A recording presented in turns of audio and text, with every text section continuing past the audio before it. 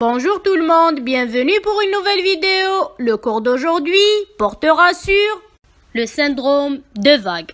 Chaque lettre de ce mot présente un signe clinique spécifique. Le W représente la tumeur de Wilms, qui est le néphroblastome. Le A représente l'anéridie, qui est l'absence totale et bilatérale de l'iris, qui est la partie pigmentée de l'œil.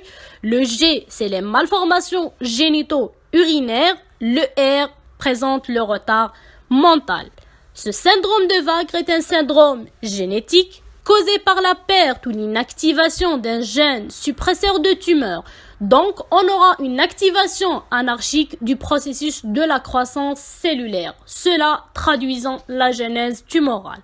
Le diagnostic se fait par l'association d'au moins 2 symptômes cliniques et le diagnostic de certitude est posé par l'étude du karyotype. Les 2 symptômes révélateurs les plus fréquents sont l'anéridie et les malformations génito-urinaires. La notion d'obésité sévère est souvent associée à ce syndrome. Nous allons débuter par la tumeur de Wilms, qui est le néphroblastome. C'est une tumeur rénale embryonnaire maligne. Elle se voit à la petite enfance, donc entre 0 et 5 ans, avec des pics de fréquence vers 3 ans. Son diagnostic est posé par imagerie, notamment l'IRM. Et le pronostic post-chirurgical est souvent favorable dans 99% des cas. Cette tumeur est présente dans le syndrome dans 30% des cas, donc sa recherche est systématique lorsque le diagnostic de syndrome de Vague est retenu chez le patient. Nous allons voir maintenant des images réelles d'un enfant avec une masse abdominale et sa TDM à droite. La deuxième image suivante, c'est un néphroblastome, donc c'est une pièce opératoire, donc un néphroblastome nécrosé, ouvert en deux, et une TDM à droite.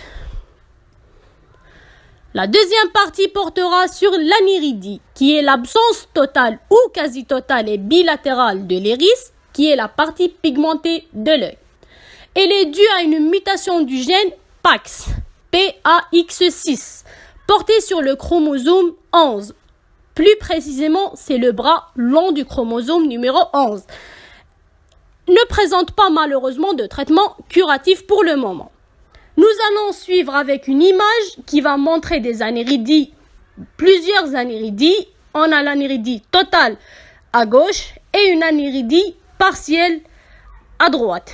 Et en bas, plus en bas, c'est une anéridie totale et bilatérale chez un enfant, donc elle est d'origine dominante. Le troisième signe clinique, c'est les malformations génito-urinaires. Elles sont plus fréquentes chez les garçons par rapport aux filles. Un mystère non élucidé pour le moment. Elles se présentent à type d'ambiguïté sexuelle ou des cryptochidie chez l'enfant, donc la notion de médecine de travail et de recherche des testicules dans les bourses est systématique chez tout enfant, surtout les petits-enfants.